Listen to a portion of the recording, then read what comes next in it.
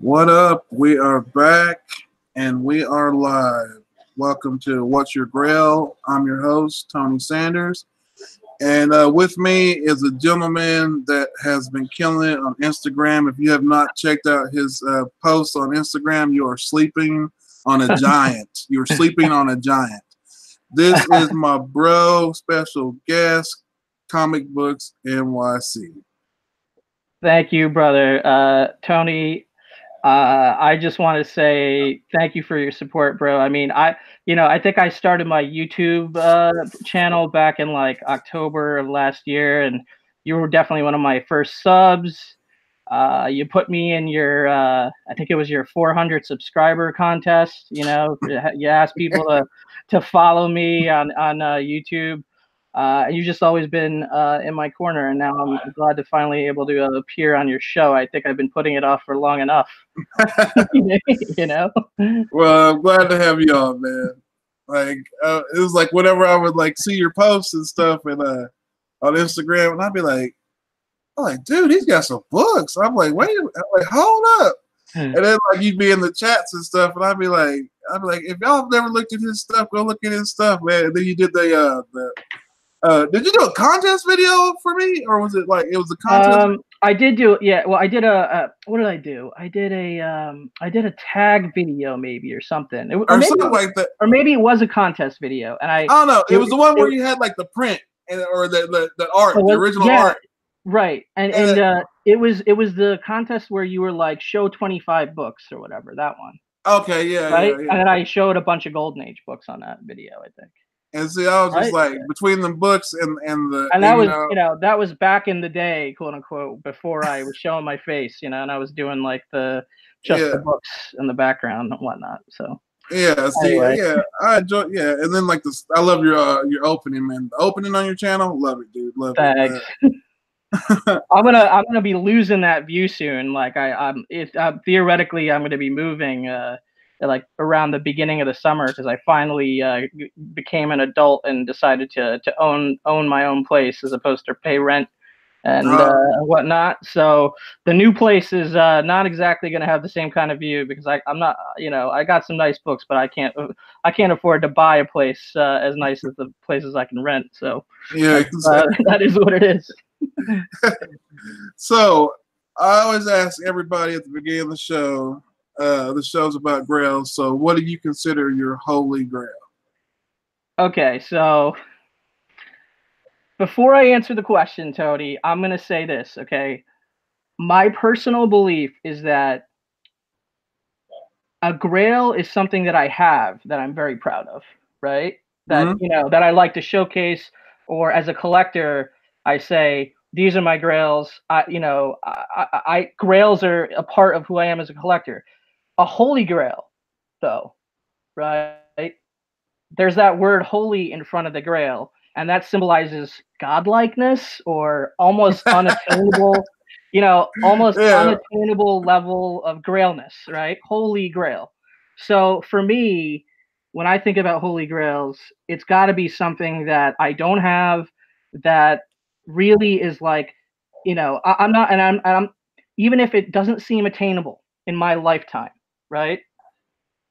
I'm still putting it there in that category of holy grail, because for me, that's what the definition of a holy grail is. It's something, larger than life, bigger than my imagination can even sometimes allow me to think that I might be able to achieve that holy grail, right? Exactly. So for me, the holy grails are, and I'm going to cheat a little. I'm going to give you 3 answers, okay? I apologize if that's against the rules, but hey, feel free, man. So my first holy grail is Marvel Comics #1. So Marvel Comics #1, 1939, I think, Golden Age. It's the first book that Timely Comics released. So it is the first Timely, which then turned into Atlas, which then eventually turned into Marvel Comics. The Marvel we know and love today, the Marvel on the beanie that you're wearing right now. That is their first book ever.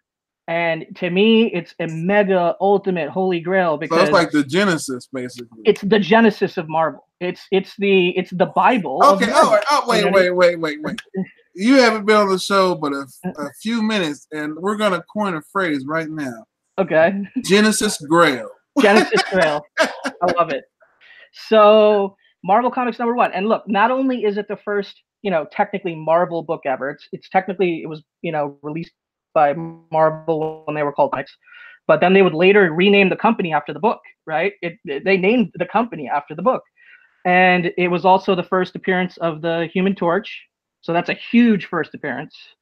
Oh, it's also the origin of the Submariner and Namor. So it has a lot of pieces to it that really make for an ultra mega holy grail. Now it's expensive as hell and very, very scarce. You can't, you know what I mean? Like it's one of those books that goes on like heritage auctions for hundreds of thousands of dollars. I would have to look this up now because I don't think I've ever seen it. If you're not familiar with it, Marvel Comics #1, that is an ultimate museum quality book. It's an incredible book. Okay, so that's going to be my, I guess, unpredictable choice. You know what I mean?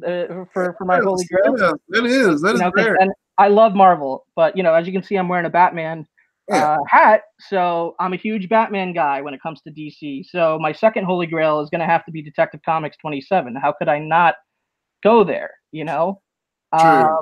That is true. First appearance of Bruce Wayne, Batman. As a Batman fan, I just cannot deny that, I daydream about having that book, and to me that's what the Holy Grail is all about. It's like I'm daydreaming about that book. I think I've had dreams before where I've bid on the book, you know what I mean? Like in some distant reality in the future, I'm bidding on that book somewhere. So that's going to be my second answer. I think it's a pretty obvious one. I don't know if we really need to go into too much detail on that one. And, I think everybody would love to have a Tech 27. Let's be real. Oh, yeah, that's true, yeah. So that's a pretty, I guess, my obvious pick. And then for the third Holy Grail pick, I'm going to go a little bit non-traditional and go away from books because I also collect original art. Okay? Yeah. So for me, the ultimate Holy Grail original art piece would be a published Jack Kirby cover, original art cover from Jack Kirby. I think that's the king of the mountain as far as what you can get in the world of comic art. Yeah. He is the godfather of, comic art essentially as we know it today. And it all started with him, and he's just a legend. And honestly, I don't care what issue it is, what book it is. If I had a Jack Kirby published original art cover in my collection, that would be Grail level status for me. Definitely something I cannot afford right now, but that's good. That's going to be my third answer. So I hope those are pretty solid responses to that. Hey man, that is cool because that's what's cool about the show. Is like if nobody's is the same. You said Marvel 1, and I'm like, I'm like, what is that? So that's something I'm gonna look up. Dude, I'm telling you, Marvel Comics #1. It's an underrated book when it comes to anytime somebody comes up with this list. Action 1 is always at the top, but I think you could argue that Marvel Comics #1 should be at the top. But I don't deny the power of Action Comics #1. Oh yeah. It's if I could ever get to that point, sure, I'll take it. But my personal holy grails are Marvel Comics #1, Detective Comics 27, and a Jack Kirby cover. And Jack Kirby, man, it's like you automatically know with his art style. It's like it's him. It's like there's undeniable, just like hell, that's him. Yep. So we got some people in the chat. Do you want to say what's up, or do you want me to say what's up? Or I'll go ahead and give a few shout outs. We got our Arsenio Romance, Comic Sam, Joe Ryan Comics is in the house. Soldier Only, Comic Head 84, the current reigning, defending Hunt champion, might I add. We got JP's Budget Collecting, also, and then we have Chad 90 MF in Comics. He should just put the F in. Because everybody says it. It's hilarious. I think Google might not let it happen though. I'm not sure about that 100%. Oh yeah, that's true. Yeah, that is true. We got a Steven Spot, Now Jeffrey's the best on the mic doing this, so you know, I butcher this all the time. Dude, I know. I'm starting this new team up show, a team up channel with Jeffrey and a bunch of folks that are in the chat. Soldier Only, Fuchsia, Bake the Snake, and I'm gonna defer to him when that part comes up on the show. Oh yeah, you see how I do it? I'm like Jeffrey. Yeah. That's how I do it. At that. He is great at so, that. You want me to get into some books? You want me to do a little sharing? Yeah, let's see what you got, because all people like to see what you got. I mean, I'll tell you, this guy's got some stuff that's gonna be off the chain. So okay, so well, let me share this book, because I know you recently acquired this book, and for me, I guess I classify this this is my. I wouldn't necessarily say it's not a true first appearance, but it's a combination of ages first appearance. It is the first Golden Age Flash in the Silver Age. It's also the first mention of Earth 2. So this is, of course, Flash number 123 with that classic cover right there.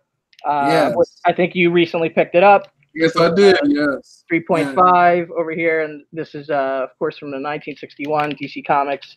But yeah, definitely probably the best Flash book I have in my collection. Not a big Flash collector, but this is one that I really, really, really love. See, it was like it was a cover girl for me. Cover girl for you. Yeah. Yes, I loved the cover. It was just like that honestly, Infantino. Honestly, I think it's a cover grail for me as well. So yeah. I would put it in that category for me as well. Because it was just like something I seen, and I was like, I always remembered it, and it was just like and like when it comes to my collecting, I collect like I educate my kids on both sides. Like they know their DC stuff, right? They know their Marvel stuff, their independent stuff.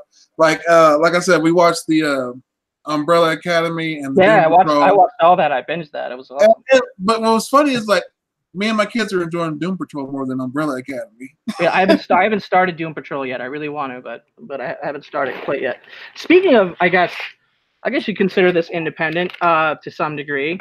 So I'm not sure what to classify this. Maybe these are modern grails, or maybe potential spec grails. I mean, if that's a thing. So Eternal Warrior number 4, first. Oh cameo, first cameo of Bloodshot, or first appearance. I guess I'm not really sure. Is it first cameo? First.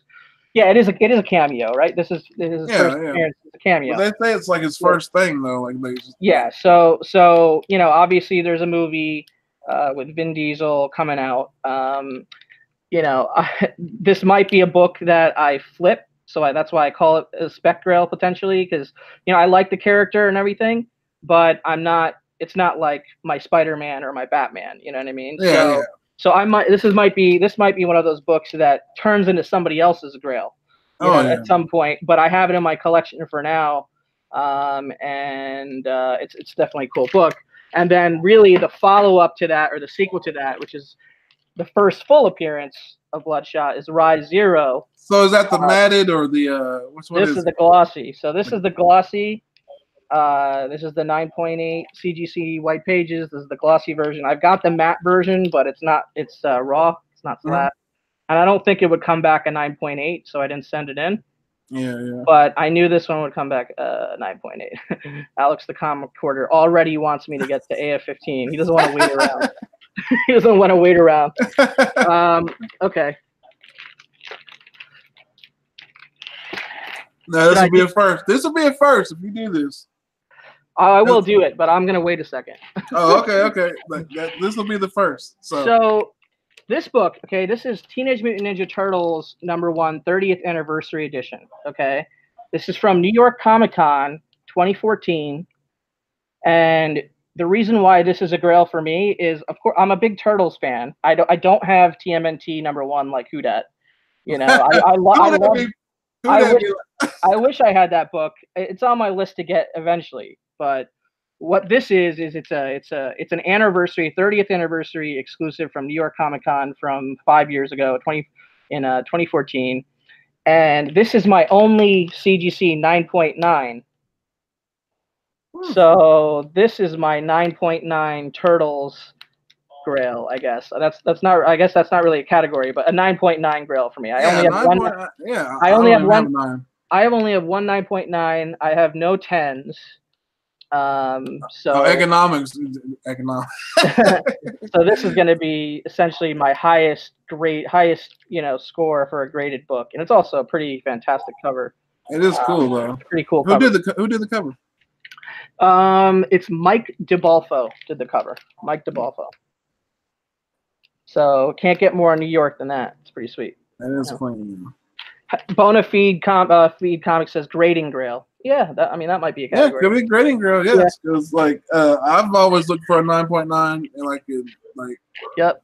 For like characters that I like, or like a book that I want. Yep. So I'll share these two next. Okay. All right.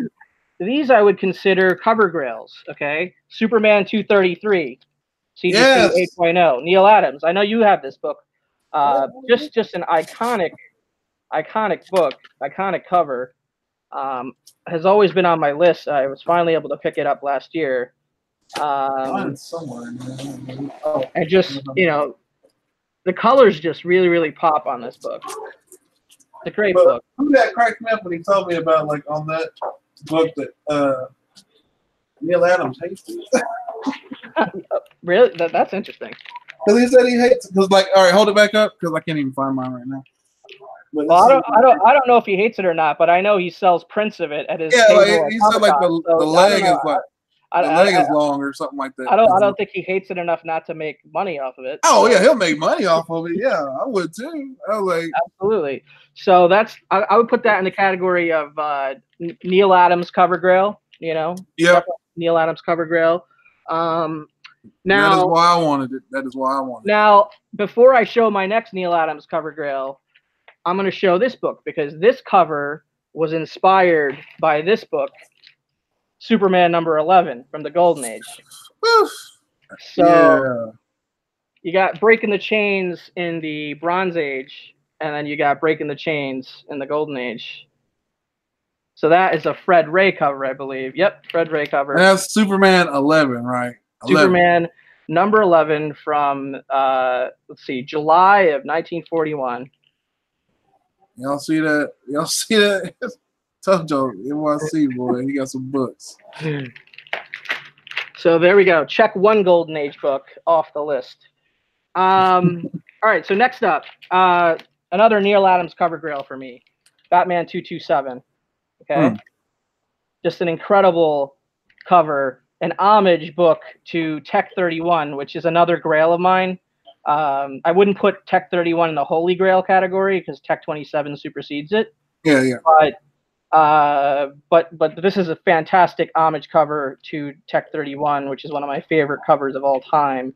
And it's just fantastic work by Neil Adams. I think this book is I think this is one of the it's one of the more popular covers Neil Adams ever did, but I think it's still an undervalued book. Yeah, it is. Like I've looked for one of those, and I've always liked it myself. Yeah. You can get it. You can get it for pretty good prices, and like it's just tough because it's got so much black, so you gotta get the right copy, especially if you're looking for lower grade or whatever. But but hey, like I got nothing against low grade. I got so many low grade books. Hey man, like I told you, like I said the other night on Bro Talk, I was like, yo man, I think I'm trying to get like a 1.5 collection, just like some like crazy looking book, like like good looking crazy low grade books. Yeah, totally, man. I'm gonna be showing some books pretty soon. I'm not gonna be showing them on this because I don't think they're considered grails, but I've been getting a bunch of 1.5 and 1.8 Golden Age books recently. That's what I've been going after. Is just low grade Golden Age. That's kind of my jam right now. So. Heck yeah, man. There you go. All right. So next up, we will show. Let's see. What should I show next? All right. So I'm going to call this a story grail. Okay. This is a story grail or a. Yeah, that's a story grail. It's like I consider this a story grail for me. Like. So for me, Saga number 1, CGC 9.8 is a story grail. First print. because I'm absolutely in love with the story. Like it's my favorite modern comic book story. Definitely my favorite independent comic book story of all time. So, you know, I'm pretty bummed that it's on hiatus right now.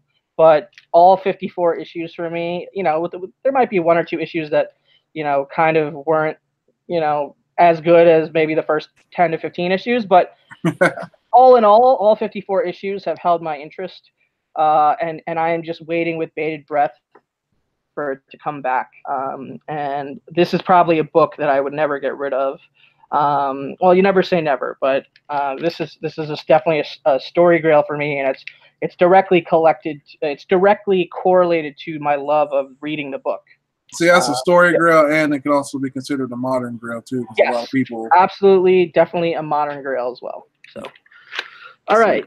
So see, I guess this book right here, though, like the God Loves, Man Kills. I just love this. Like the story on this has always been one of my favorite Claremont stories, and it's like, I kind of want to take it, and it's like, but I don't want to slab it. But it's like, do I want to slab it and get it? I don't know, man. I'm not a big fan of slabbing the graphic novels, like the Marvel ones, especially. I like having those raw, and same thing with like the magazine size books. Not a big fan of getting those slabbed. Yeah, because like I like reading that one actually. Absolutely.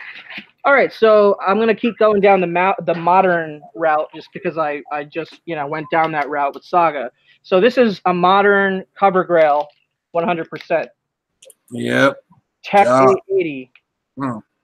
So Tech 880, 9.8, CGC 9.8. Jock, one of my favorite artists. Probably up there in the mod as far as modern artists goes. Always curious to see what he puts out, what he's got coming on, especially when he collaborates with Scott Snyder. Fantastic cover. I do have the foil one, from the black foil, and that I have it signed by Scott Snyder and Jock, but it came back from CGC a 9.4, and I was very disappointed with that. I guess I shouldn't be, you know what I mean? Because it's still a beautiful looking book. Yeah. And it still presents really well. Dude, like I've been like looking at how many times I've looked at that book and almost pulled the trigger on one, and I'm like, nope. But then it's like what would I even do with it? But it's like I love the cover though. It's one of those, to me. It's like it's a cover grail, it's a modern grail, and it's one of those ones where it's just like when you look at it, it's straight up. It's all it may be a modern cover, but it's already reached iconic level. If I had to throw one more thing onto my 3 holy grails that I threw up at the top, it would be the original artwork for this. Like I'm assuming Jock still has it in like a vault somewhere. You know what I mean? But if it ever went on the open market, it would probably fetch. I can't even imagine what it would fetch. Alex Comic Quarter said I'm in the minority, but 880 doesn't do it for him. Maybe because he doesn't have it. Maybe. Hey, Alex, you've got a lot of nice books, bro. A lot of nice books that I don't have. So. Oh yeah, I love looking at his stuff on his channel, man. I go there and I'm just like, see what he's got today. Yeah. All right, so continuing a little bit down the modern path here, we got first appearance of X-23, Laura Kinney, NYX #3. Oh yeah. So not only did I really enjoy this as a read, but I really have gravitated to the character of Laura Kinney / X-23 in the modern books. And as far as also the Fox X-Men movies, Logan is my favorite one. And I really like the job that the actress in that did portraying the character. Oh yeah. And obviously this book has kind of gone crazy since that movie, as far as prices and everything. But I'm super happy to have this book in my collection. Definitely, probably most fits into the category of modern grail. Oh yeah, it does. Because people still hunt for it, and they all want it. So it's like one of those things where it's just like they're gonna want it and they're gonna look for it. I've looked at it a couple times. Absolutely. All right, so what should I get into next? How about a couple Team Grails? Okay, Team Grails. All right, let's see what we get. So I call these next two books are Team Grails for me. First one is Brave and the Bold 54. First so time. This first Teen Titans. So this is a book that I was looking for. I almost bought a 1.5 of that just to go with that 1.5. I almost bought a 2.5 of this book, and then I decided to hold off and save some money, and then I picked this up at the next con I went to after that. So I think it's an iconic cover. Some people argue that it's not necessarily the first appearance of the Teen Titans. I guess it depends on your definition, but I think most people it's like their first mission. It's like exactly. It's the first time that they're all together. It's technically called Brave and the Bold 54 with Kid Flash, Aqualad, and Robin, but in all reality, it is the first appearance of the Teen Titans. So who's the dude they fight too? What's his name? Because it's not Weather Wizard. It's what's his name? What is that guy's name? I totally forget, but it's not Weather Wizard. It's like some tornado dude or something like that, but it's just a weird name. Alex approves of Brave and the Bold. Well, yeah, you're a DC, aren't you? He's a DC guy, right? Like, I feel like I see mostly DC on his channel, but occasional Marvel. But yeah, I think he's like both sides, but he's more of a. I think he is more of a DC because like he has like a lot of like Green Lantern stuff. These comments in the chat are like kind of making me blush, honestly. Like thank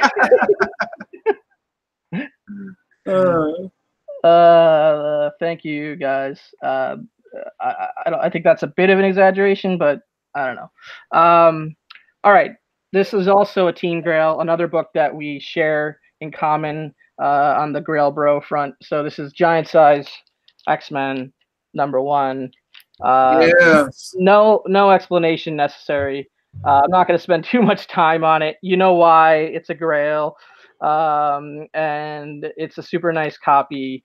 I was looking for this book for about 2 to 3 years, and finally found a copy that I was happy with last year. So this was on this. If you one of the videos on my channel is like top pickups or top books of 2018. I think you started that tag video, and I put that video, so you can see it. In that video that I picked this book up last year. So yeah, as you can see, mine is missing because it's going on a trip. Oh right, it's going in your backpack. Yeah. All right, so I'm gonna have Claremont sign it and send it off and get it gold labeled and come back home. Awesome, dude. So that's awesome. All right, so I'm a big Star Wars fan. I've made no secret about that on my that's channel. a debate right there. Like, is there still beef between the Trekkies and the Star Wars people still? I don't really think that there is a beef between the Trekkies and the Star Wars people anymore, but I could be off about that. I tend to like both though, because I like anything sci-fi. TJ is saying I should put that on Instagram NYC with his devil horns, which always cracks me up. Every time I'm in the chat, I just crack the shit up when he says that to other people. And now that he said it to me, I'm dying. That's amazing. But I don't know what book he was talking about, because I feel like I put most of my books on IG or have. I know what I think I know what he's talking about. I don't know. If he was talking about Giant Size X-Men, I think so. I've already put that book up on IG, but I'll put it up again just for him. Okay. I'll be looking tomorrow on Instagram. All right, so what was I trying to get at? Star Wars, right? Yeah, Star Wars. Yeah, because we were talking about. All right, so I'm a big Star Wars guy. In a couple weeks, I'll be at Star Wars Celebration in Chicago for all 5 days. So I'm literally taking 5 days off of work to go hang out with other Star Wars people for 5 days and buy toys and try to say hey to Mark Hamill or whatever. You know what I mean? So I'm a big Star Wars guy. And I think for all Star Wars collectors, Star Wars #1, the original Marvel book, which is widely available and common. It's not a hard book to find necessarily. Yeah. But this is my number one. And yeah. You know what's weird as a collector, or as it's the adaptation. As a collector, what's weird is like that's not a book that's on my radar. But as I look at you hold that book, I have a feeling that that book will end up in my PC one day. Isn't that weird? As a collector, you know that you're just like, it's not on my radar right now, but I know one day it'll be there. I mean, Issues just made a comment about me dressing up as an Ewok for the whole show. Honestly, that would be cool. Oh, wow. I pulled off. John's Comics with Kids, what's up, buddy? Thanks for joining. Thanks everybody for hitting the like button, like you said. So Star Wars #1. Now that's a pretty common book. What isn't a pretty common book is this version of Star Wars #1. This is the 35-cent price variant. So this is basically the Star Wars Holy Grail for a lot of people. Like if Star Wars books are what you collect more than any other books, which is not me. I collect Batman and Spider-Man more than any other books. But if you were the type of collector who collected Star Wars more than any other book, this is the Star Wars Holy Grail. This is the 35-cent price variant, of which maybe 400 or 500 total exist. Yeah, 1.8. I love that grade. It's a 1.8. It don't matter. It's the only 1.8 that exists on the census. And you got it. Yeah, I got it. So there it is. That is the Ghost 35-cent price variant for Star Wars #1. Pretty stoked to get that. I got this book at the top of the year. This was my birthday present, basically. Wait, well, you got that? Like, did you get it off? Did you find it on eBay, or did you just find it? Yeah, I made an offer to a guy on eBay, had my eBay bucks and whatnot, and then there was some sort of like coupon or whatever. So I made out like a bandit on this. So yeah, pretty sweet. Man, that's cool, man. Yeah, I heard that's a rare one to find for that one. It is extremely rare, and sought after, especially by Star Wars fans. So, all right. So these next two books, they're Star Wars books, but they're not books that you can find necessarily out in the wild per se. They are sketch cover grails, I guess. Yes. So this sketch was done by Scott Blair, and it was signed by Ashley Eckstein. Now it's the actual blank cover that it's on is Star Wars #1 blank. You know, when Marvel got Star Wars back. Yeah. But this is signed by Ashley Eckstein, who played Ahsoka Tano in Star Wars Clone Wars, and it's the sketch of her character from the show. And then she signs it right here, Ashley Eckstein, Ahsoka Tano. So one of my favorite characters in Star Wars, from the animated side of the Star Wars universe. Hey, who drew that? That's clean. It's pretty sweet, right? So I would consider this both a Star Wars grail, not necessarily a Star Wars grail. It's a Star Wars sketch grail, if that makes any sense. Sketch grail, Star Wars grail. Yeah, it's a Star Wars sketch grail. Personal grail. It's all kinds of things, dude. Yeah, and it's signed by the person who voices the character. So that was the part to me that really makes me consider it part of my Grail collection. So, yeah. And then the last Star Wars books I will show is let's see. Alex Comic Reporter said, now I'm leaving so I can draw my drool. All right, so this is the blank cover for Star Wars: The Force Awakens adaptation #1, and it is a sketch by Brian Kong. He also signed it. It's a yellow label, and it's a sketch of Luke from The Force Awakens, and it is signed by Mark Hamill. Signed at New York Comic Con 2017. Wait, did he color the whole background and everything like that? Yeah. Oh man. So this is Luke, and it is signed right there by Mark Hamill, of course, who plays Luke Skywalker. So that's an obvious no-brainer sketch grail for me with Star Wars. Mark Hamill being essentially a freaking living legend. Exactly. Yeah. Does the voice of the Joker. I mean, he kills it. Oh yeah, dude, he kills it with the Joker too, man. Yeah. Love him. And it's like that's why I'm like so hell bent when I go to C2E2 tomorrow, like to get Ryan Otley to get me an Invincible sketch. Like I gotta get it done. Yeah, that is awesome, man. That is awesome. Like I'm hell bent on that. That's like it's like yeah, like they say like people have an obsession or whatever.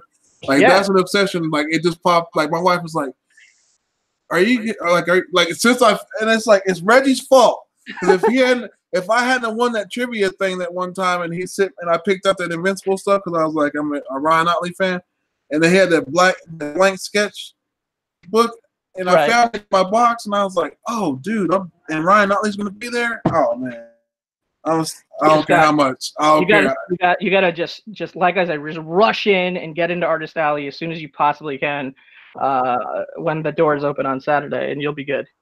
And camp out.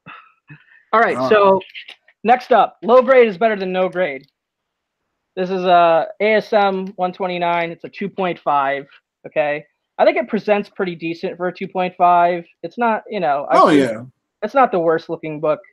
The reason why it's a 2.5 is because on the back's got a lot of issues. So it's got like, a lot of like staining and like just all sorts of problems. But if there's going to be something wrong with a book, I'd prefer it to be the back. Than the cover. This is a book that I might want to move. So if anybody out there wants an ASM 129, is looking for a lower value lower dollar figure, because like that book is still like going up right now. Yeah, the book is very popular. Even at this grade, it's the fair market value is like $450 or something like that. Yeah, so but I would be willing to cut a deal for somebody, especially if they're a big Punisher fan. It's time to cancel the show. We gotta go. No, I'm just playing. All right, well, here's a book. Here's a Grail that I share in common with your son. Yes. Fantastic Four 52. First appearance of T'Challa, first Black Panther. This is a 6.5 white pages.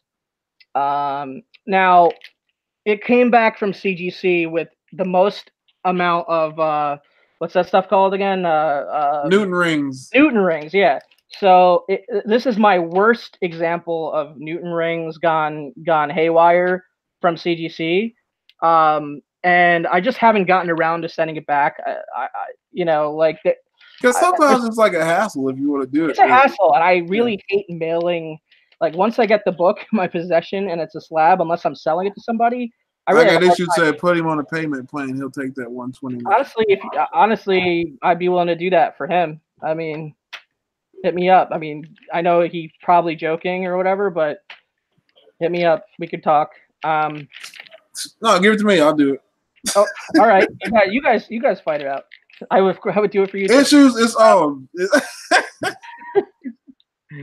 So I would actually buy that though. I mean, we'll talk after the show. He jokes about that. You joke about it. Other people are kind of joking about it in the chat. But I actually have a couple of dealers that do payment plans. So I've gotten many books via payment plans. Like they're not going to just give that. Oh, he said I'm not joking. Well, I'm not joking either. Issues. All right, you guys. Hold on a second. You guys have to take that up with each other. I'm playing. Me in the middle of it. Don't put me in the middle of that. No. He's a huge Punisher fan. He says it's fine. Anyway, I'm gonna let it slide because like if that's one of his grails, he can have it because he gave me my grail. So right. I can't hate on that man. But anyway, this is a cool book. Of course, it's first appearance of T'Challa. I wish the Newton rings weren't there, but maybe I'll get that fixed eventually. Okay, so we're gonna get into some. What do you want me to do? Do you want me to show some Golden Age first, or do you want me to just get straight to like the Silver Age epic mega? So, you know what? YouTube issues. YouTube issues. And what's up, White Whale in the chat? What's up, bro? Hey, White Whale. So, yeah, go ahead and pull it out because there's not. There's no. Right. I hadn't seen one on the show yet. Let's do it. Well, there's some other books. Yeah, so this is an X-Men universe, or major first appearance or first full appearance, whatever your argument is on this. But Hulk 181. So this is actually a pedigree collection copy, the Pennsylvania Dutch copy. It's a CBCS 7.0, white pages, Hulk 181. Now you starting to sound like JD. It's a pedigree, but that's cool though. I only have 2 books that are either classified as a pedigree or in like a prominent collection. CBCS and CGC have slight differences on that. I only have 1 CGC pedigree book. And it's not a major key at all whatsoever. It's like a Marvel team up, like non-key issue or whatever. That's a 9.8 from the Western Pen pedigree, which JD also collects. So, but anyway, I don't want to spend too much time on Hulk 181. You guys know why it's a grail. It's in my collection. This is a book that I will eventually sell to put money into another Golden Age book or another Batman or Spider-Man book that I really want. So exactly. This is more of a investment or spec grail potentially. So a quick shout out to Tech 31 Kid. What's up, bro? And Need Mo Comics. Hey, what's up, Mo? All right, so next up, for some people this might be their holy grail if they're big Swamp Thing fans. For me, it's a cover grail. It's a Bernie Wrightson cover grail. I think his most iconic cover, House of Secrets 92. JD's looking for that right now. Bernie Wrightson goodness. And it is a beautiful looking 5.5 CBCS with white pages.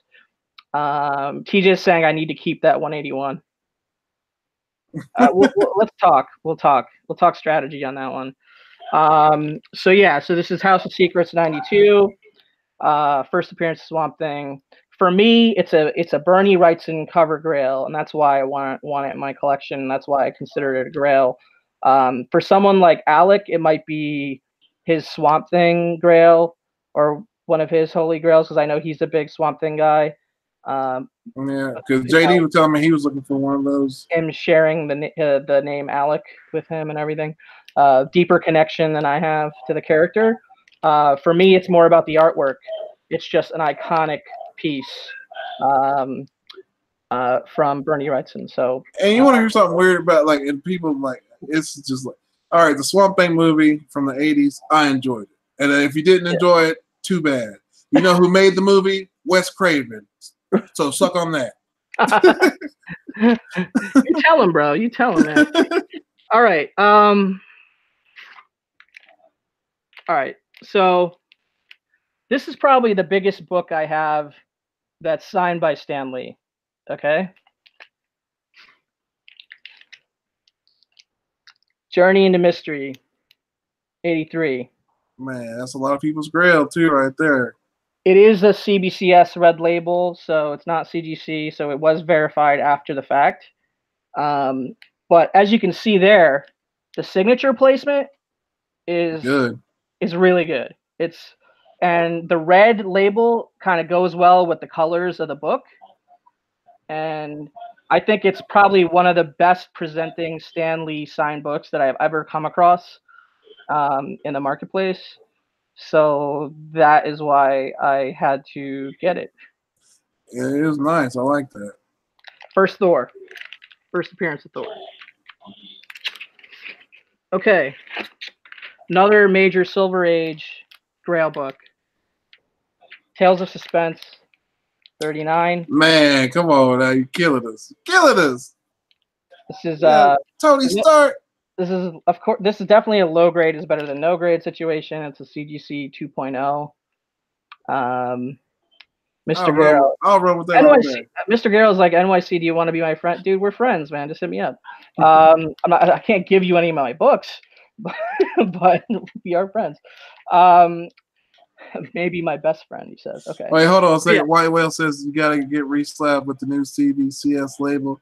Yeah, he'll see his book next year. I want to, Alec. I mean, the thing is, though, if I sent that to CBCS, when would I get it back? That's the thing. Like next year. And it's exactly, and it's a big book. You know, it's a big Silver Age major key Grail, and it's signed by Stan Lee, and I just don't want it out of my possession for that long, I guess. 2021. Yeah. So, you know, this book needs no explanation. Oh no. First Tony Stark, first Iron Man. I literally watched Iron Man 3 the other day, and I realized it wasn't that bad of a movie. Wasn't that bad? I mean, I thought the only thing that really killed that movie was what they did with the Mandarin. If they wouldn't have done that, then the movie wouldn't have got as bad as it did. But it wasn't that bad of a movie. I even kind of enjoyed the the psych out moment of what they did in the Mandarin with the Mandarin to some degree. They released that short later on some like Blu-ray DVD package that kind of delved deeper into it as to like how that all came about, which is pretty cool. Which I don't know if a lot of people have seen that, but okay. Yeah. So Tech 31 kids asking for gold. Mr. Garrell says that comes later. So I'm gonna get into gold. I'm gonna get into gold in just a second, but before I get past silver, there's really only one. I mean, I don't have a Fantastic Four #1. I don't have a Hulk #1, right? So there's really only one book. And if I go back to the top of the show for a second, and I said, for me, a Holy Grail is for me, a Grail is something that I have that I'm really, really proud of, and you know, enjoy displaying or showing to friends and things like that. But a Holy Grail is something that is not in my possession, that almost feels like it's lofty or godlike, so that, you know, potentially unattainable. So that's what makes it holy. At one point in my life, this book was Holy Grail. I didn't think I would ever be able to get this book, right? Yeah. And you know, life happens and things change and you grow up and you work hard and things happen in your career, and that's what happened for me. So I've been able to get books like this, which were at my Holy Grail at one point, and now they're a Grail for me, right? So, all right, so I'll start with this. So I did get this slab. So this is page 1 of Amazing Fantasy 15. Okay, so this is what I started out with. So this is the first appearance of Peter Parker. Yeah. Right? Because on the cover, that's Spider-Man, right? Yeah. You don't see Peter Parker's face. So this is the first page of Amazing Fantasy 15, and in my opinion, you know, the true first appearance of Peter Parker visually displayed on the slab. And of course, you can see page 2 because it's a slab, and you can see the back. So that was step 1. Now, I guess I'll show these in reverse order because that's the order that they came in. But man, that was a 0.5. It was a 0.5. It's a 0.5. So are you sure? Wait, hold on. Wait, swing it back around. Let me click on you. It's a great looking 0.5. Yeah, that is like clean for a 0.5. It's better presenting than the copy I'm going to show you next, which is why it was as a book I couldn't pass up. So what kind of payment plan we're working with on this one? So the story behind this book is I did do a payment plan on this book. It wasn't a long payment plan, but I traveled down to Philadelphia with 2 broken toes sometime last year. There was a Comic-Con called Keystone Comic-Con happening. I almost didn't go, but I went for the weekend. I hopped on a bus here in Midtown Manhattan, and I went down, and I got to the show floor. I was literally hobbling around. I had one of those boots, you know, those boots that you have to boots that you have to wear if you break your foot or break some toes. So I was literally hobbling around, and but I had basically first dibs at all the booths. I was at the front of the line, and I saw this book, and I was like, how much are you selling that for? You know, I was just curious because almost everybody else at the, this book is overpriced at cons, just in general, right? Yeah. You're gonna see it at every booth, but it's gonna be really overpriced, and it's just they're trying to get the people to just to overpay and like spur of the moment while they're there. And then so I started talking to the dealer, and we start going over the prices. I'm like, well, this seems like a reasonable price. I still haggled with him a little bit, right? But his starting price was fair, and I was like, why are you trying to it's like, why are you not trying to overprice this like everybody else? And he was like, well, I'm pricing the book to sell, not to sit on the shelf. And when he said that, I was like, dude, that is that is the smartest thing I've ever heard from a dealer at a con. You know what I mean? Like that is. I don't want to make money. Yeah, like it was mind blowing to hear that, and I just kicked it. I just hit it off with this guy, and I just literally I could not get that out of my head, and I didn't pull the trigger on the book right away, but I was there for 3 days, and I just kept going back there, and we basically had like a handshake deal that he would not let anybody else entertain it unless I was given essentially the first shot at it. Yeah. And we were talking about me leaving a deposit, and then at New York Comic Con, which was a couple months after, or maybe a month after ish, because he was going to be dealing at that show also, that I would then show up with the rest of the money and some other books, you know what I mean? And complete the transaction. So I was able to get a great deal and also get a great connection for a dealer that that I trust and that he trusts me. And then with some flexibility as far as how to pay and the timeline to pay. So without interest. So it's not like I'm taking a loan. You know what I mean? Oh, exactly. Yeah. So that's essentially the story behind that book. So now, cool. That is like the first time that book has been on this show, I believe. Well, if the first time is great, what about the second time? Wrong. Hold on a second. Hold on. There we go. Yeah. Multiple Comic Monday. Multiple. I don't think you ever even posted it. I don't post it. So that's my holy grail achieved right there. So look, I'll be honest and say that that these books aren't my end game with the books. I'm trying to get these books and get a high grade copy of Amazing Fantasy 15. That's my goal for that book, is to have like a 5.0 or a 6.0 eventually.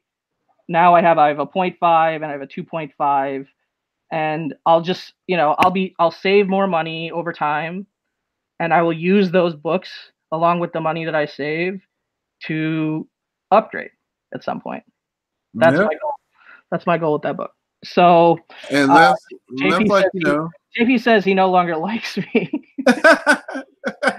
Well, look, I mean, that was kind of partially one of my fears of doing the show and showing all my big books. I mean, like, like to some degree, I feel like I earned these books. I mean, I paid for these books. I worked for yours. You know what I mean? It's not like these books were just handed to me.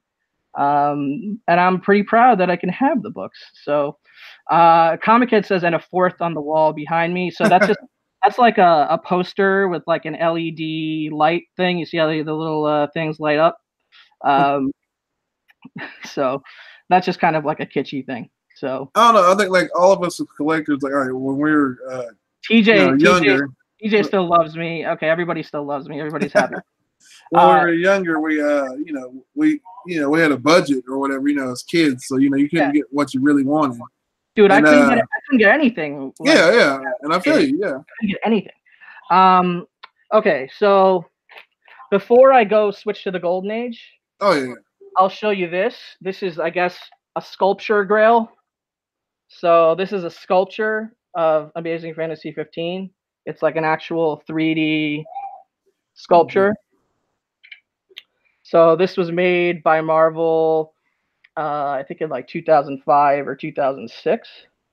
So it's actually a sculpted piece that looks like Amazing Fantasy 15 on I like top of little. It's like the little people on top of the building and everything. Yep. And it's like a little bit thing. It's like on top of a stack of books, basically, is what the sculpture is. So that's a little bit. That's a thing that hasn't been shown on this before, is a sculpture. So there you go, Sculpture Grail.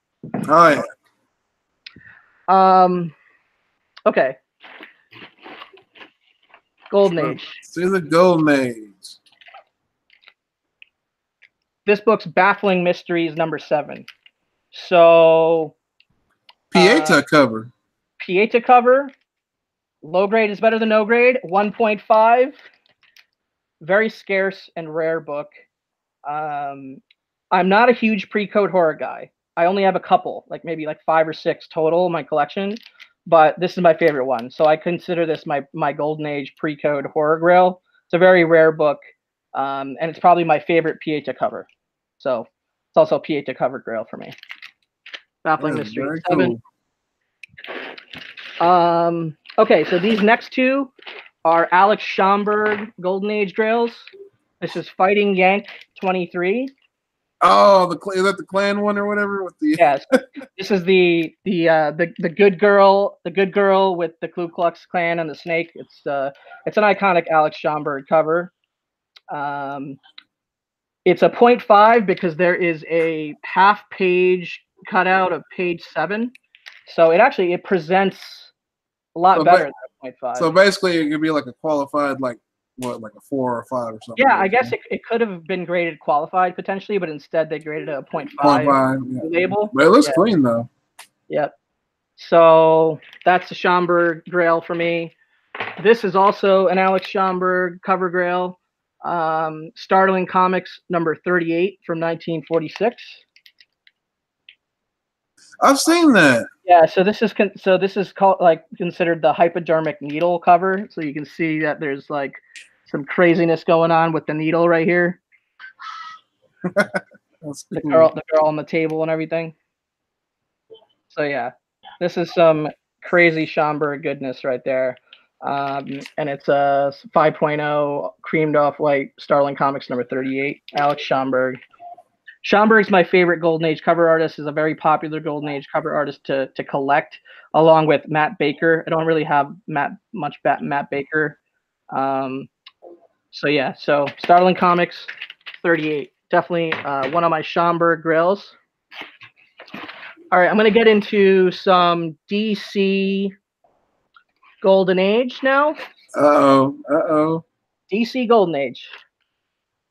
Action Comics #40, the first appearance of the Star Spangled Kid. This is from September 1941. So another low grade is better than no grade scenario, but it's Superman with the tank, iconic cover. Super happy to have this book. It's almost a cover grail to some degree. And it's the first Action Comics that I ever bought. Yeah, it still looks clean too. From the Golden Age, I mean, like.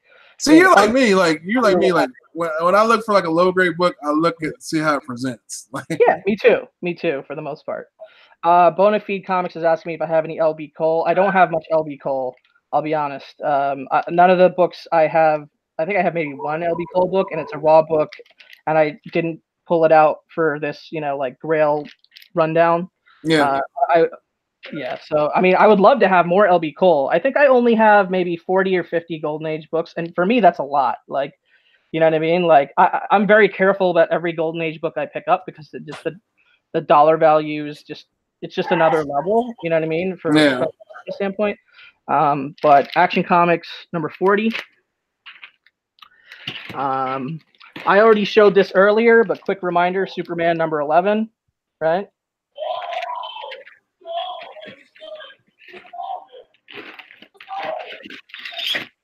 Now, this is a more recent acquisition, Action Comics 29. First full cover appearance of Lois Lane. Bondage. Bondage. And wait, can that be considered? Well, she's asleep. Is she? Wait, is she? Hold on a second. Is it Pieta? I don't know if you consider that Pieta really. Wait, where are the judges at? Where are the judges at? He's in the air. You know, I don't know. Is her eyes closed? Wait, are her eyes closed? Yeah, her eyes are closed and she's got a gag over her mouth. So okay, I don't know. It looks like a Pieta to me because if her eyes are closed, I mean, it's considered a bondage cover. I don't know if it's considered a Pieta cover. I know it's a bondage.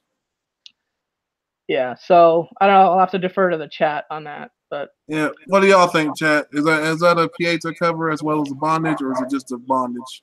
I don't know. Her eyes are closed. Like if it's just bondage, she'd be looking at him like, yeah, Superman. But yeah, super stoked to have this. This is the lowest number Action Comics I have. You know, I can't hang with the single digits just yet. But yeah, it is what CGC considers the first Action Lois Lane cover on the label. She does make a cameo appearance in the corner of Action Comics 27, the cover with the lion on it. Yeah. I am looking for that book because CGC there's a discrepancy and basically an argument among Golden Age collectors over which book is the true first cover appearance of Lois Lane. Oh, really? Wow. Yeah, so like Tech 31 Kids points out in the chat, actually Action 27 is first Lois Lane cover. And I don't necessarily disagree, and I'm actually looking for that book. But she's not really highly visible on the cover. Like she's kind of tucked away in a corner that you can't really see clearly. And I don't think she's full body because the main image on that book is Superman and a lion. So, yeah, like as Tech 31 Kid says, but the 29 has long been appointed. Exactly. Comic 884 says Bondage Grail, new category. All right, so... All right, Batman. So Detective Comics 108, first bat signal on the cover. TJ said it's the one you're holding. Yeah, so they're arguing right now. those are two Golden Age collectors in the chat debating about that topic. So yeah, so this is Detective Comics 108, first bat signal on the cover. Definitely a grail for a Batman fan such as myself. That is cool. Yep. Bob Kane still drawing on that, or what? Let's see. I don't think so. Not by this time. This was 1946. So this cover was done by George Roussos. Okay, hold on a second, because in the chat, Stephen else wants to know what's a Pieta cover. A Pieta cover is like, let's see. It's like, all right, how he had the Superman was holding Lois Lane in his arms, and like she was kind of like looked like she was asleep or dead, whatever it may be. That's like a Pieta. It's right. There's that. What is that? That original piece, which is called the Pieta. It's like pays tribute to that piece. All right. Detective Comics number 60. So this is the first appearance of Airwave. And also, this is the first bat signal on the interior. So that was the first bat signal on the cover. This is the first bat signal, basically. So another Golden Age Tech 60. All right, Tech 48. This is the first mention of the Batmobile in Gotham City in Detective Comics. First mention of the Batmobile and Gotham City in Detective Comics. That's crazy. Pretty sweet. Love the Baby Ruth advertisement on the back. Old school. More tech. So this is Detective Comics 46. This is the death of Hugo Strange. Wait. Hugo Strange, like the dude, the psychiatrist dude that's always messing. He died. Yeah. What? You said what? Say it again. This is the quote-unquote death of Hugo Strange, not the full death.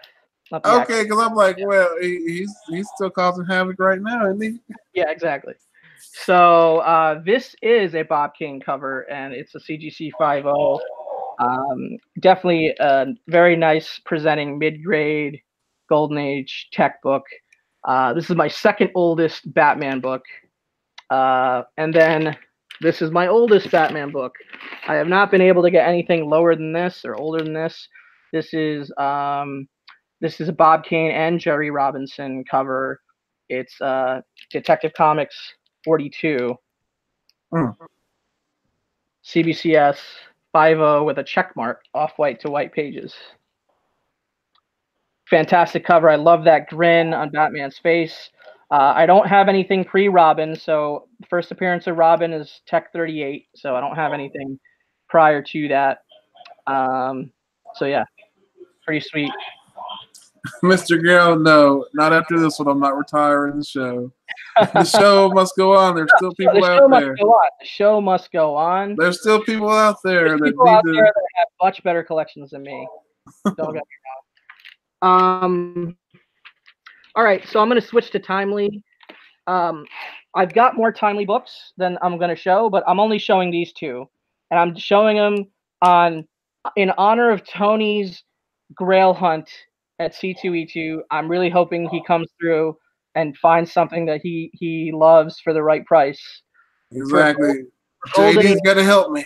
Yeah, exactly. For Golden Age Cap. So this is also a Schomburg cover. So this kind of goes into my Golden Age Timely and Schomburg Grails to some degree, but it's Captain America Comics number 51.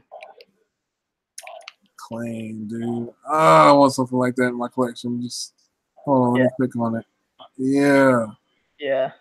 Lots of fucking crazy shit going on right there. Oh yeah. Look at that. Look at all the detail. Schomburg really kills it from back then on these Cap covers. Man, see, I gotta get one. I'm telling you, man. It's like my wife's like, "Why do you need one?" I'm like, "You just don't understand." Yeah, I love this book. It fits into many different buckets for me as far as being a Grail, and it's just something I don't know if I could ever part with this one. So, all right. So the last Golden Age book I'm going to show, and then I'm going to after this one, I'm going to show a couple other non-comic related Grails, a little bit of original art.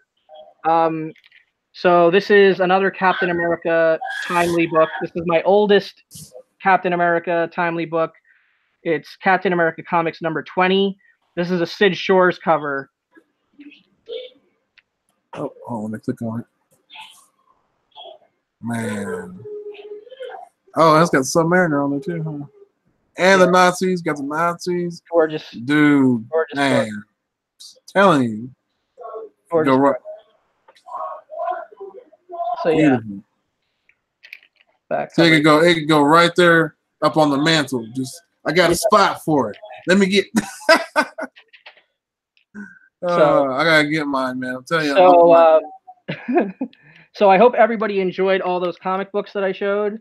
You know, I'll be honest with you, it was a challenge pulling all these different books from different boxes and organizing it all so I could have it right next to me. Like, it took me like 3 hours to do because I have the books in like different, you know, nooks and crannies, and I live in New York. There's not a lot of space. You know what I mean? So I'm like, inching around, like trying to get this all ready. So I hope that was smooth as far as how I showed the books and how they. You got it. Screens. Before I get into some original art, real quick, I'm gonna show this. This is, I guess, my only pop Grail. It's the gold Stanley pop signed by Stan with it says authentic Excelsior approved from Stanley Collectibles. So I'm not a pop guy, but when I saw this come up for auction by the Great Legend for the Hero Initiative auction or whatever. Oh yeah, I remember that. Yeah. And the money, you know, I knew that the money was going to a great cause, so I was more than happy to you know, keep increasing my bid so I can get this one. And when Legend sent it to me, he included a note that said, you know, thanks for your support, all that stuff, and which was really nice. And he also said this. He said, put this up somewhere high up in your room that oversee your, so Stan can oversee your collection. Oh, So that's cool. And it was such a sweet note. Like, put this guy up somewhere high so he can look over your collection, and that's exactly. So definitely, this is the one and only Pop Grail that I'm probably likely ever gonna have. I doubt I'll get roped into that hobby otherwise, but pretty sweet Pop. Yeah, my brother-in-law, he does the Pop thing, and he tells he looks at me collecting comic books like he's into comic books too and stuff, like the movies and stuff, but he's more of a Pop guy. So whenever I tell him, like, when I buy like a book or something, he'll be like, he'll look at me like, you paid that much? And then like I'll be like, yeah, and then like he'll sit there and talk about his Pops, and he'll be like, oh, I paid this much. And I'm like, why? So, dude, it's crazy. There's a crazy market for it. But TJ just almost made me cry literally with this latest comment. He's like, it usually takes a panda on a toilet, but those books got me hard. Oh my god. Man. All right, so I'm gonna make this as quick as possible, guys. I don't want to keep everybody here all night, but I'm gonna show some original art. Okay, so here we go. My portfolio out. Check this out. So this is a Frank Miller watercolor painting, original commission of Daredevil. So right here, I don't know if you can see it, but there's FM, Frank Miller, watercolor, Daredevil, original commission. Gorgeous piece.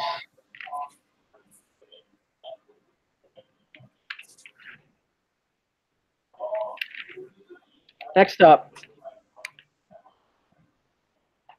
Now, Ron Lim is one of my favorite artists. Okay. Yes, he killed it on a lot of stuff. Ron Lim, he's one of my favorites. He draws pretty good Thanos. Yep. He did the cover for this book from the 90s, Night Watch, #1. Shiny cover. There's actually 2 different versions of this. I've got both versions. Not a very valuable book, okay? Yeah. This is the book. This is the book.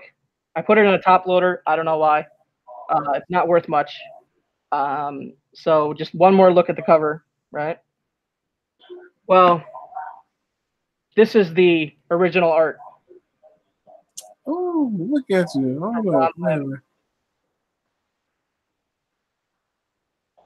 Night Watch #1 from the 90s.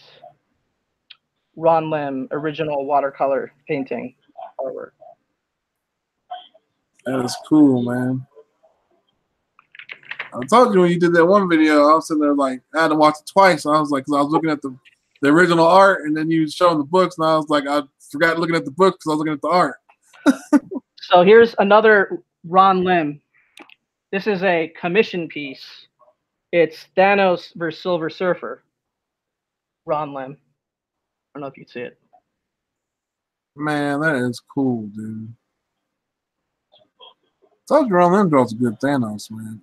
Yep. And his Silver Surfer is pretty on point too. His Silver Surfer is amazing. Yeah. So that's a commission piece. It's not a published cover or anything.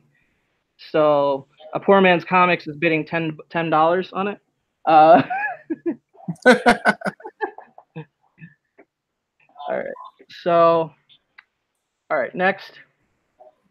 So this is a splash page from Sean Chen from an Elektra book. It's from Elektra issue 28, and it's a splash page. Okay, and it's not. I don't consider it an original art grail. I guess I call it a splash page grail, original art splash page grail, and I don't really consider it that because it obviously doesn't have Elektra on it, right? But yeah. But I kind of have one of those kind of, TJ and JD have their Stranger Things show where they talk about like unusual collecting topics tropes, whether it be elephant covers or Pieta covers or whatever. There are a lot of covers and or splash pages of characters falling or people falling in comics, whether it's from a building or something else. A great example is this week's Immortal Hulk 15 cover B by Alex Ross with Hulk falling, right? Yeah. I thought this piece was gorgeous.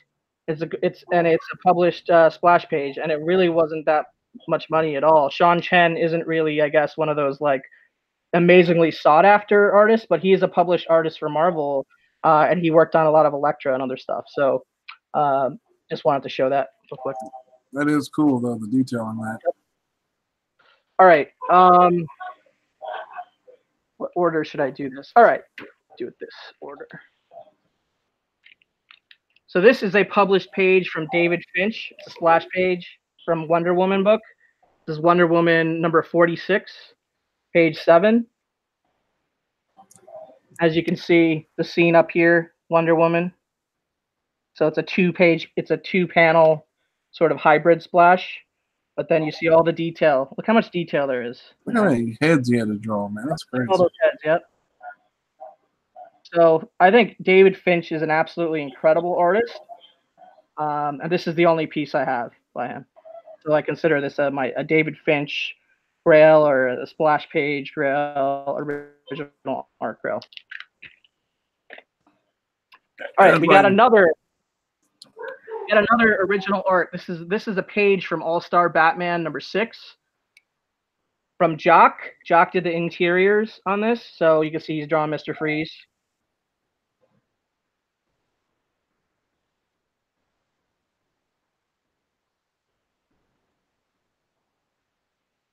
That's crazy. Yep.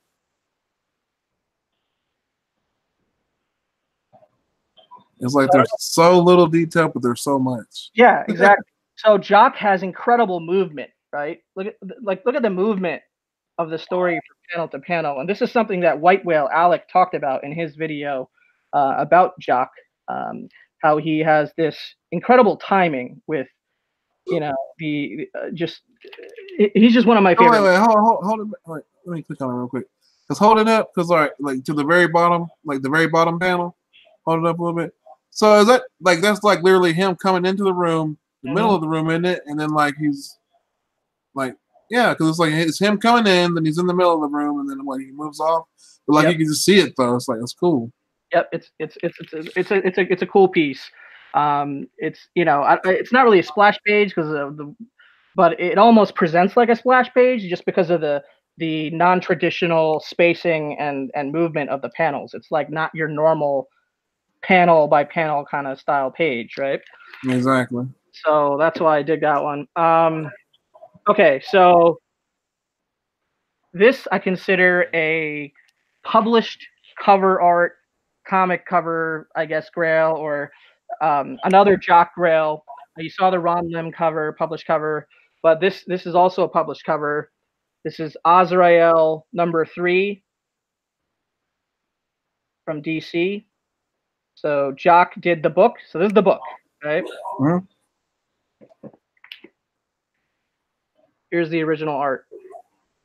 Oh man.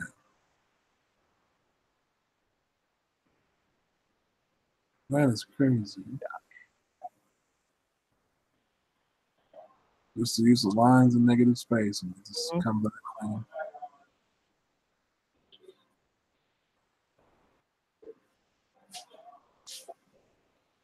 Yeah, make me go get that Detective 880.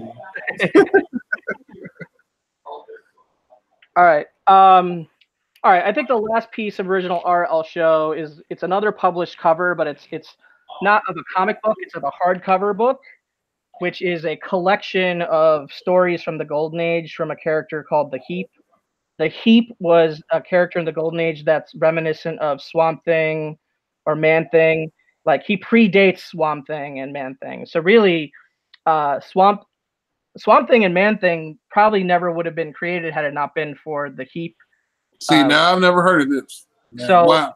This is a Golden Age character, and Frank Brunner did the cover for this hardcover edition sort of collection of old stories of the Heap in the Golden Age that Roy Thomas put out. Roy Thomas Presents.